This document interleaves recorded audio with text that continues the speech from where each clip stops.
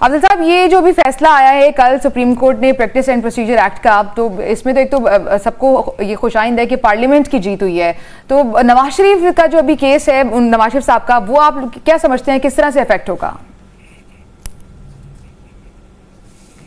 शुक्रिया। नवाज शरीफ के कौन से केस की बात आप कर रही हैं? इस्लामाबाद सर, उनके जो जितने भी कानूनी केसेस चल रहे हैं 21 अक्टूबर को वो वापस आने वाले हैं, तो क्या उनका कानूनी स्टेटस होगा इसके बाद?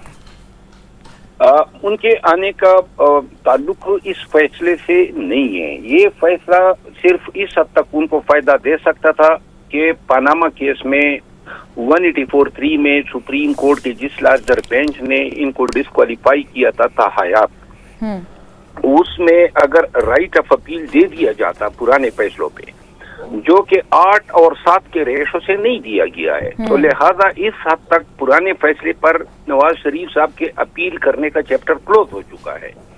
इस हवाले से वाइड रेमेडी इनके पास ये है कि ये जो कल सुनाया गया फैसला है 8-7 की हद तक इस पे नजरसानी की दरखास्त जमा कर दें, नंबर 1। सही। नंबर 2, जो ये कल का फैसला हुआ है, नवाज शरीफ साहब की जो दीगर मामलात हैं, बिलखसूस जो इनके फौजदारी केसेस हैं जिनमें ये सजायाब हो चुका है, अगर वो पाकिस्तान आता है तो जहां तक मेरी समझ है उनके वकला के पास एक ही रास्ता है उनकी गिरफ्तारी रोकने के लिए, और वो ये है कि इस्लामाबाद हाई कोर्ट में रिट पिटीशन दायर करे और इस्तदा करे कि 4-5 या 6 अयाम के लिए उनको हाई कोर्ट से एयरपोर्ट से गिरफ्तार न किया जाए और 5-6 दिनों में उनको इस्लामाबाद हाई कोर्ट तक पहुंचने का मौका दिया जाए।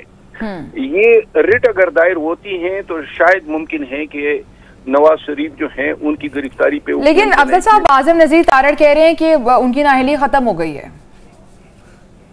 आजम नजीर तारड़ साहब जिस कंटेक्स्ट में कह रहे हैं वो ये है कि पाकिस्तान इलेक्शन एक्ट 2017 में उन्होंने 332 सेक्शन में अमेंडमेंट की है और 62F आर्टिकल जो हैं जो डिस्क्वालिफिकेशन प्रोवाइड करता है, उन्होंने इसका तयन अब 5 साल कर दिया है।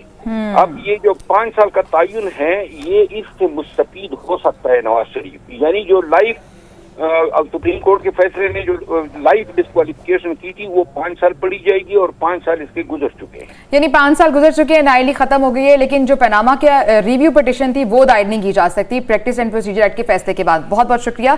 शेर अफजल मरवत साहब हमारे साथ मौजूद थे और इस तमाम तर मामले पर बात कर रहे थे।